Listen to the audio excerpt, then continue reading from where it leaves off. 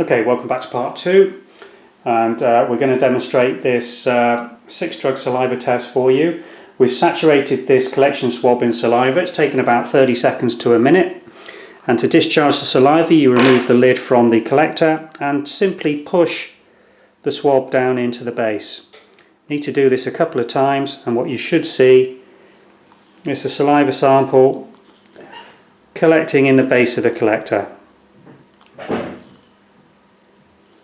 Now, if you don't think you've obtained adequate saliva to run both test cassettes, you're going to need about 3 drops in each side.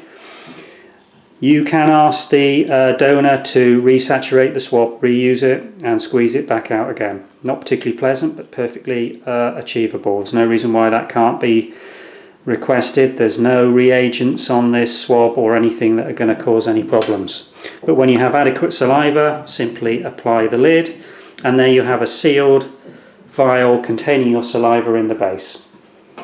Now, to run the test, open your test cassette, and inside you'll have your test panel and a bag of desiccant which just keeps it in dry condition. And to start the test, if I just make sure that's in focus, flip up the discharging pipette, invert the collector, and using the bulb as a squeeze, 1, 2, 3 drops of saliva that side, 1, 2, 3 drops of saliva that side. Now that can then be closed, and if you wish to use one of the grey security seals to apply over that, the retained saliva sample can be retained and used to be sent for a laboratory GCMS confirmation on the saliva initial sample if needed.